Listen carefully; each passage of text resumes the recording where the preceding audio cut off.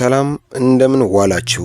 ዛሬ በዓለም አቀፍ ደረጃ ትኩረትን የሳበው ሰላምን የሚፈታተነው እና የዓለምን ኢኮኖሚ በከፍተኛ ሁኔታ እየተፈታተነ የሚገኘው በአሜሪካና በኢራን መካከል ያለው ውጥረት ላይ እናተኩራለን። ከሚያዝያ 8 ቀን ጀምሮ የተኩስ አቁም ስምምነት ተደርጎ የነበረ ቢሆንም በአሁኑ ሰዓት ሁለቱ ወገኖች በያዙት እልህ አስጨራሽ አቋም የተነሳ ግጭቱ እንደገና ወደ አደገኛ ደረጃ እንዳያመራ ዓለም በከፍተኛ ስጋት እየተመለከተችው ትገኛለች። የዚህ ውጥረት መንስኤው ምንድነው? ውጤቱስ ምን ሊሆን ይችላል? ዛሬ በዝርዝር እንመለከታለን። አብራችሁን ቆዩ። ላይክ፣ ሰብስክራይብ በማድረግ ከኛ ጋር መሆናችሁን አሳዩን። ወደ ዘገባው እናምራ። የዲፕሎማሲው ጥረትና የወታደራዊው እንቅስቃሴ አሳሳቢነት በፓኪስታን በኳታር እና በሌሎች ገለልተኛ ሀገራት አሸማጋይነት የሰላም ንግግሮች ቢቀጥሉም መሬት ላይ ያለው ነገር ግን ተቃራኒ ነው። አልፎ አልፎ የሚሰማው የተኩስ ልውውጥ በሁለቱ ሀገራት መካከል ያለው መተማመን ምን ያህል ዝቅተኛ እንደሆነ ያሳያል። አሜሪካ የአየር ኃይሏን በክልሉ በማጠናከር ከፍተኛ ጫና በመፍጠር ላይ ትገኛለች።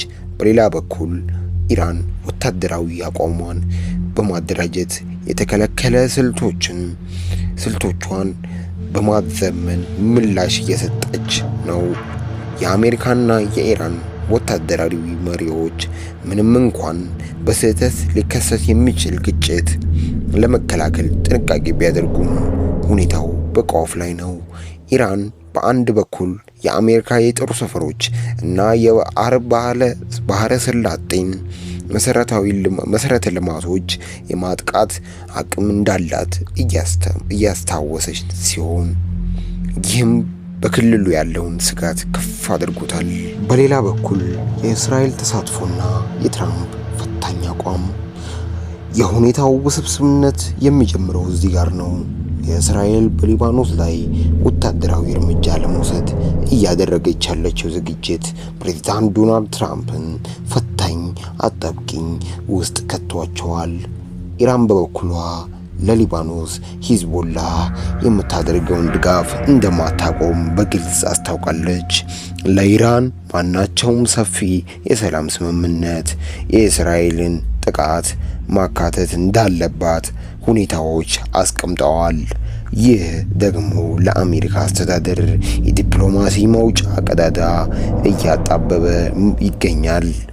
ፕሬዝዳንት ትራምፕ በፓርቲያቸው ውስጥ ያሉ ጠንካራ አቋም ያላቸውን አባላትን ግፊትና በሌላ በኩል በሰላም አቀንቃኞች እየጨመረ የመጣውን የሕዝብ ተቃውሞ ሚዛን ለመጠበቅ እየታገሉ ይገኛሉ። በሌላኛው በኩል ዓለምን አሳሳቢ ደረጃ ውስጥ እየከተታት የሚገኘው የኢኮኖሚው ቀውስ፣ የሆርሙዝ የባህር መስመርና የነዳጅ ዋጋ። የፖለቲካዊ ውጥረት በኪሳችን ላይ የሚያሳድረው ተጽዕኖ ቀላል አይደለም። ኢራን የሆርሙዝ የባህር መስመርን በተመለከተ ባስቀመጠችው ከባድ ቅድመ ሁኔታ በዓለም ገበያ ላይ የነዳጅና የጋዝ አቅርቦት በ20 በመቶ ቀንሷል። ይህ የዓለም አቀፍ የነዳጅ ዋጋ እንዲንር አድርጓል።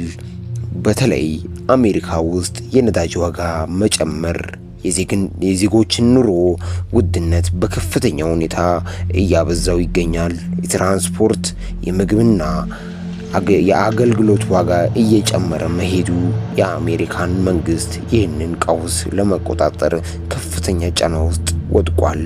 ዓለም አቀፍ የኢኮኖሚ ስርዓትም ቢሆን በዚህ ምክንያት የዋጋ ንረት አደጋ ውስጥ ገብቷል። የዚህ ሁሉ መንስኤዎቹ የሁለቱ ወገኖች ጽናትና የወደፊት ተስፋ። ኢራን በበኩሏ ይህንን ለህልውናዋ የምታደርገው ትግል አድርጋ ትመለከተዋለች። ኢራን ባለስልጣናት ማናቸውም አይነት የውጭ ጫና ከአቋማቸው ሊያስገባቸው እንደማይችል ደጋግመው ገልጸዋል። በሌላ በኩል አሜሪካ በክልል ያላትን የበላይነት እና የባህር ላይ ደህንነት ለማስጠበቅ ወደ ኋላ እንደማትል አቋሟን አሳይታለች።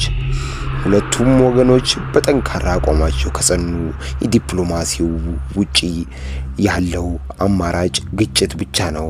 ይህ ደግሞ በክልሉ ብቻ ሳይሆን በዓለም አቀፍ ደረጃ የማይታሰብ መዘዝ ሊያስከትል ይችላል። ወደ ዛሬው ቪዲዮአችን ማጠቃለያ ደርሰናል። የዓለም አቀፍ ማህበረሰብ አይን አሁንም በዚህ ውጥረት ላይ ነው። ሁኔታው ወደፊት ወዴት ያመራል? ዲፕሎማሲው አሸንፎ ሰላም ይሰፍን ይሆን ወይስ ግጭቱ የማይቀረው ዕጣ ፈንታችን ይሆናል? ይህንን አብረን እንመለከታለን። ስለተመለከታችሁን እናመሰግናለን። የዚህን ውጥረት አዳዲስ መረጃዎች ይዘን እስከምንመለስ ድረስ መልካም ጊዜ